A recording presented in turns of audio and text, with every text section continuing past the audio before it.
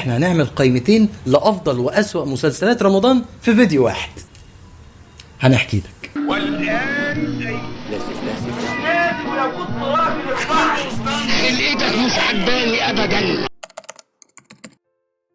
طيب العتاولة، انا من وجهة نظري ان كأداء تمثيلي احمد السقا، طارق لطفي، باسم سمرة، مصطفى ابو سريع، وكل من شارك، انا مش يعني ممكن ما افتكرش حد بعيدا عن مي كساب كل من شارك بالنسبه لي بطلة انت نسيتها برضه. لا زينه، بس انا هقول لك على حاجه. انا من وجهه نظري بعد ما اتفرجت على 30 حلقه من مسلسل العتاوله، لا انا صدقت زينه ببعض الحاجات ومش قادر اصدق مي كساب.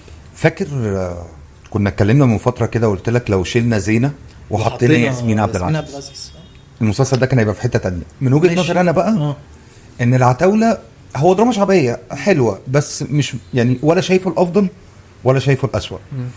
عمل شويه غلطات تقترب الى الحماقات، ان احنا بنحاول نركب الترند بالعافيه. ماشي. من اول حلقه وهي بانت لما الولد يقول لها تقول له الشارع اللي مش عارف ايه، وهو يقول مش عارف يعني هو اسلوب يعني زي ما هو دعائي، بس انا بس دعائي، وفي نفس الوقت هم بيتكلموا مع الجمهور. يعني تحس ان هم بيتكلموا مع الجمهور. احنا بنتكلم في دراما شعبيه صح؟ شخصيه دينا، بذمتك شفت واحده تنزل تشتري خضار في منطقه شعبيه باللبس ده بالميك اب ده بالشكل ما ده؟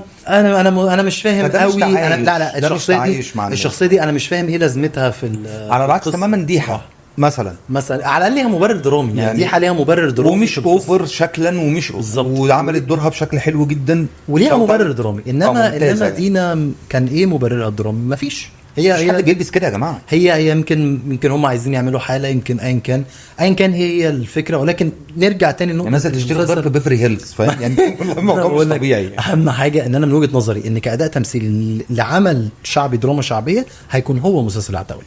ولكن ايه هو الاسوأ؟ يعني ممكن اقول لك اسم المسلسل ونكتفي؟ ممكن ب 100 راجل حرفيا. سلام عليكم. ما اتكلمش. الافضل في الاعمال التراجيدي، دراما التراجيدي في رمضان من وجهة نظري هيكون برضو هو مسلسل صلة رحم. احنا ما جاتلناش فرصة كبيرة قوي ان احنا نخلص المسلسل كله. وانا كمان عشان يعني الزحمة بتاعت المسلسل في اول رمضان، ما الواحد ما كانش متوقع التفوق اللي هيحصل ده. والطلبات كتير كمان على كذا عمل كنت انا بتكلم عليهم في خلال شهر رمضان. فحاليا انا بتفرج عليه، وباذن الله ممكن نعمل له حلقة بعد كده او ممكن انزل بوست. بس هو منافس قوي. ولا بالظبط، هو باين عليه جدا ان اداء تمثيلي من اول لحظة، والقصة باينة قوي من اول لحظة ان القصة بجد عبقرية. يسرا اللوزي يعني واضح. بص انا لسه برضه لسه في الحلقه الخامسه والسادسه، بس واضح ان في اداء تمثيلي هيستاهل ان احنا نتكلم عنه. في كلام كتير هيتقال عن يسرا اللوزي في الفيديو بتاع المسلسل. لو قلنا برضه من الافضل واللي كان مفاجاه ساره جدا السنه دي بالنسبه لي هو مسلسل لحظه غضب.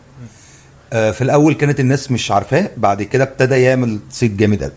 لحظه غضب فكره حلوه جديده عن لحظه واحده ممكن تكون اتعصبت فيها خدت اكشن مبالغ فيه، دي ممكن تعمل ايه في دنيتك كلها. وهي شخصيه ضعيفه جدا مرتبكه جدا، فهنبدا بقى نعيش معاها قصه ال 15 يوم اللي بعد الحادثه دي. المسلسل حلو قوي. احلى حاجه كانت فيه غير اداء صبا مبارك ومحمد شاهين كان عبقري، كان هو الكوميك ريليف او هو الشخصيه. المفاجاه شويه بصراحه هي صبا مبارك، يعني هي دي اللي كانت. بس صبا مبارك كان يعني ليها كذا عمل قبل كده بتقول ان هي بتمثل حلو قوي. تمام، بس هو ده اللي باينها. بس كاركتر الشخصيه الضعيفه دي المرتبكه هي ما عملتوش قبل كده، فكان فعلا حلو. بالظبط. قفلت ليه بنكته، قفلت ليه المسلسل بنكته. يعني انت كنت خلاص، انا كنت تقبلت في اخر حلقتين ان احنا بنتكلم ان النهايه تراجيديه وخلاص. حصلت النهايه بعد كده وقمت جاي في اخر مشهد خالص قفلت الموضوع تاني بحاجه سموث بسيطه. هو ده العتب الوحيد، لكن اوفرول تجربه حلوه جدا، فريش جدا. بالظبط، من جميل مسلسلات كتابيه جميل. معانا كمان مسلسل مسار اجباري، وبالنسبه لي كقصه مش اقوى حاجه من وجهه نظري كقصه نفسها، ككتابه القصه نفسها. ولكن المرعب هنا او اللي كان مفاجاه هنا هو عصام عمر يمتلك كاريزما مع الوقت. بس هو مش مفاجئ. عصام عمر اثبت نفسه في كذا حاجه. لا، في الدور ده اثبت كاريزمته. في ناس ممثلين على راسهم يمكن مثل الاعلى ليهم هو كريم عبد العزيز. قبول غير طبيعي. هو عليه عنده قبول غير طبيعي. اعلى مثل ليهم هو كريم عبد العزيز. كريم عبد العزيز هو عارف انت مستر كاريزما، ماستر اوف ذا سسبنس، مستر كاريزما. بالظبط. فعصام عمر بالنسبه لي هو اللي داخل في السكه دي، مع الفارق يعني طبعا. مع الفارق طبعا. ولكن يعني انا لو جيت قارنته باحمد داش، احمد داش لازم يخرج شويه من مدرسه محمد رمضان.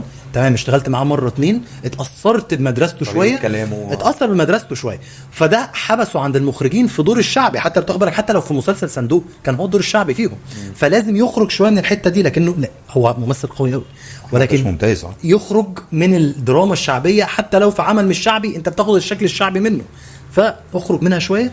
عصام عمر هو اكتر حاجه عجبتني في المسلسل ده فكره المراهنه على الشباب، ان انت جبت اتنين سنهم صغير، قومت بيهم عمل، وقومت بيهم عمل حلو، عارف يشد الناس، وعارف عابوا شويه المط، لكن اوفرول المسلسل كان حلو، تجربه حلوه ممتاز. طيب لو قلنا بقى الفيل اللي في الاوضه، اللي هو اكبر حاجه حصلت السنه دي في النص الاولاني من رمضان، وهو اعلى نسبه مشاهده. الواقعيه لما نحاول نعرضها بشكل او باخر، كل القسوه اللي احنا شفناها في المسلسل كقصه ما تجيش واحد على المليون اللي بيحصل في الواقع. احنا شفنا في الواقع مهازل بسبب بعض. مسلسل عبقري بصراحه، مسلسل عبقري طبعا. ما هو دي الفكره، هي عبقريته في انه نقل لك القسوه اللي في المسلسل. نهايه مسرحيه، ما عنديش اي مشكله في دي خالص خالص، بالعكس ده انا كمان مشهد المحكمه يعني المحكمه نهايه مسرحيه جميله، يعني انا بحب النهايات دي بصراحه.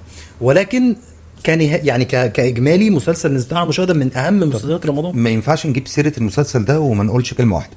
انتصار والفنان محمد محمود. انتصار اعاده اكتشاف لنفسها السنه دي، بان هي تطلع حلقتين في اشغال شقه تاخد الترند كله بتاع الحركه دي في اول رمضان، وان هي تعمل هنا دور مش ممكن على الاداء. برافو مش طبيعيه يعني. انا بس يعني هو شخصيه واحده كنت حاسس ان هي مبالغه شويه في ادائها، وهي ليلى زاهر. عوجة البق، ما حدش بيقول ما حد يا جماعه، ما حدش بيقولها كده. لا حتى ما اعرفش في ناس بتقول يعني مش للدرجه دي. لا حاسس ان الكلمه لا في ناس بتقولها كده، ويا شيماء يعني موضوع في ناس يعني هو ده العتب الوحيد. لكن اوفرول انتوا جبتوا مجموعه كده من القصص اللي احنا كلنا عاشرناها وعصرناها وعصرتوها كلها عشان تطلعوا بقصه واحده كانت حلوه جدا. مسلسل ممتاز من اهم المسلسلات. وسلمى برضو ابو ضيف عملت دور حلو قوي واداء تمثيلي عبقري. لو قلت لك افضل مسلسل بقى السنه دي من وجهه نظري، هو بدون سابق انذار. اول نقطه عايز اتكلم فيها هي فكره اسم المسلسل. الاسم عبقري جدا، ريليتد جدا بالقصه، ان الراجل ده مره واحده بدون سابق انذار حياته بتتشقلب تمام. تاني نقطه كنت عايز اتكلم فيها فكره ان المسلسل ده قوي في الكتابه في اكتر من حاجه. انت لو شلت يعني، انا اول لما اتفرجنا على الاعلان قلنا هنعيش قصه المأساة اللي بتحصل لعيله في مرض ابن من ابنهم، وقصه العلاج دي في حد ذاتها ممكن يخرج منها دراما حلوه بالظبط. لا، المسلسل خدنا في حته تانية بعيد خالص. طيب لو شلنا الاثنين الابطال اساسا بابنهم، هيبقى عندنا مسلسل قوي جدا في شخصيه احمد خالد صالح طبعا، ومراته، في خط درامي تاني موازي عبقري. احسن مسلسل. انا من وجهه نظري هو احسن كتابه دراميه رمضان 24 من وجهه نظري. يعني ماشي انا معاك، شاهد قوي قصصه كتير وبعدين في ميزه مهمه قوي في كتابه القصه. اي عمل درامي لازم يكون في حاجه تشدك، حاجه تكون هي اللي هتجيب رجلك تتفرج. تمام. منها قصص الانتقام طبعا الدراما الشعبيه، ومنها قصص الاكشن او غيره او الحركه او غيره. المسلسل ده ما فيهوش اي حاجه.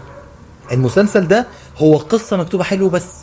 لكن الفكره كلها اللي انا اقصدها بالكتابه في المسلسل ده ان حتى الشخصيات الصغيره، يعني دور ابو عائشه بن احمد دور بيظهر كام مشهد في المسلسل لكنه مكتوب ليه حلو، خلفيه انت صح. عارفها من اول حلقه، مكتوب صح. فهو ده اللي بتكلم. هي اول الاهتمام بالكتابه، هو كاتبين حتى الادوار الصغيره، الادوار اللي ظهرت مشهدين ليهم دور. افضل كتابه لرمضان 24 حلو من جدا، وجهه نظري. حلو جدا. طيب لو قلنا ايه اللي خيب ظنك السنه دي في الدراما؟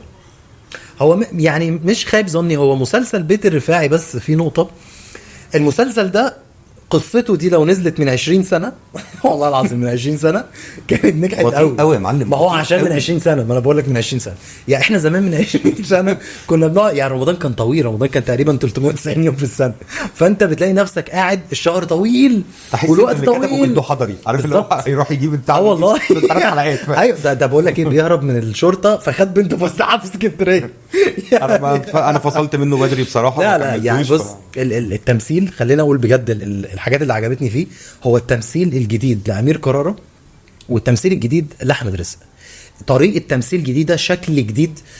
امير قرار لاول مره من وجهه نظري يمثل بشكل مختلف عن شكل الضابط. يعني حتى امير قرار لما حاول يعمل حاجه مش ضابط برضه كان طب ضابط. مش حاسس ان اختياراته خيناه بقاله 4-5 سنين من ساعه الاختيار لا اصل بص خلي بالك برضه شخصيه المنسي هو تقمصها قوي ووصل بيها لحته هي نجاحها كان كبير قوي. فممكن نقول ان لما انت بتعمل حاجه عاليه قوي مع الوقت نظره الناس ليك بتقل شويه في اختيارك مستنيين للدور الأفضل. مستنيين الاعلى، فانت جبت حاجه عاليه قوي كقصه نفسها. فالمسلسل بالنسبه لي هو اداء تمثيلي كويس جدا، بطء الاحداث جاي من طريقه كتابه قديمه. النهارده احنا عايزين مسلسلات كل يوم في كارثه زمنيه بتحصل في الحلقه. لما انت تقول لي ان اول 10 حلقات او 5 حلقات ده بتعرفني على الابطال، لا يا معلم مش هينفع معايا. ممكن نقول ان كفايه 30 حلقه بقى عامه. بالظبط. لا ده في العموم احنا ما بقاش عندنا القدره في كتابه 30 حلقه، ولو عندنا القدره في كتابه 30 حلقه ما بقاش في جمهور هيستحمل قصه اقعد اتفرج عليها 30 يوم. مش ما خليني اخدك بقى من موضوع 30 حلقه ومين اللي عنده القدره انه يكتب 30 حلقه، فهو محمد سامي. اكتر واحد عنده كان بيقدر يقفل 30 حلقه، كل حلقه بكليف هانجر، يعني كل حلقه يقفلك بحاجه يخليك عايز تتفرج. بالظبط. السنه دي هو راهن على مي عمر. من وجهه نظري المسلسل كتابته على ما اعتقد برضو صح. يعني كان في مشاكل في السيناريو صعبه قوي، في فكره ان احنا عايزين نعمل شعبي، عايزين نعمل، كان في كلام ما ينفعش يتقال يا حسن، كان يعني وحتى لو انت هتتقبل تلميحات مش لطيفه خالص. مش عارف ايه لاولاد ايه وكلمه من 3 حروف وكلام غريب كان ما ينفعش يتقال، وحتى لو هيتقال ما ينفعش يتقال على لسان بطله.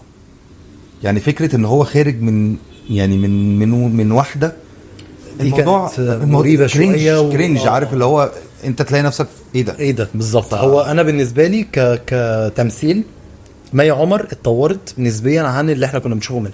ده من وجهه نظري. وجهه نظرك. انا شفت لها بص اصل لك حاجه، يعني انا لما اشوف لها مشهد اقول المشهد ده حلو كده في تطور. يعني انا ما اعتقدش ان انا قلتها قبل كده مي عمر اصلا، ولكن الفكره في القصه. حسن في مشاهد بتوصل ل 8 دقايق بتتكلم لوحدها. ما هو دي مش ده بقى مشاكل اخراجيه، ما ده غريب. ده ما بيحصلش في الحقيقه، ده غريب. يعني هو ده برضو ارجع اقول ان الفوكس كله الله اكبر ما حدش بيقطعها كان ما هو الفوكس كله كان عليها هي. انت فاهمني؟ يعني كان انا حتى لما اتكلمت عن المسلسل التمثيل عجبني جدا، ولكن المشاكل بالنسبه لي في المسلسل ان بجد ما حدش بيعمل كده. يعني مفيش حد فعلا بيقف يتكلم 8 دقايق قدام الكاميرا عادش بيقطعه. يعني ده احنا مقاطعين بعض 30 مره لحد دلوقتي. لو قلت لك بقى الأسوأ رحيم سلام عليكم رحيم خلص. يعني بسم الله ما شاء الله عليها اتسجنت في مفيدا. عندنا المداح. هو المداح تقريبا ليه جزء 5، ده شبه مؤكد بانتهاء القصه للمداح بالظبط. هو فكره المداح اصلا انت ممكن تقعد تحلف فيها 20 سنه. دي حقيقه. هو بص هي فعلا ماتيريال يا راجل. اعمال مارفل واعمال دي سي واعمال التلفزيونيه لو سجين، ولو جيت بقى نفس والتركي بالظبط التركي بتاعها كونجيرنج بره يعني موجود. بص انا ما عنديش الماتيريال دي ما بتخلص. انا ما عنديش مشكله لو انا من وجهه نظري ان مدام في داعي بالظبط. لو القصه مكتوبه كويس في يعني مثلا الجزء الرابع من احلى الكتابات المسلسل ماشي معاك اللي فتح طبعا بس برضه ارجع اقول لك انه مكتوب حلو السنه دي عن الجزء الثالث. يعني الجزء الثالث كان ضعيف قوي من وجهه نظري، ولكن الجزء الرابع هو اللي عمل بتهيألي نقله خلت الناس لا احنا عايزين 5. انت فاهمني؟ ولكن هل تحول المداح لبرنامج؟ يعني انت بتتفرج مش عشان حماده هلال، عشان مين جايبه حماده هلال خلاص هو بقى فرانشايز بالظبط. فهي دي الفكره. انما كمسلسل لا هو مسلسل ممتاز. يعني انا ما اعتقدش ان هو بالعكس ده من افضل مسلسلات الفانتازيا في رمضان. يا رب تكونوا كملتوا الحلقه دي للاخر واستمتعتوا معانا، واشوفكم الفيديو الجاي.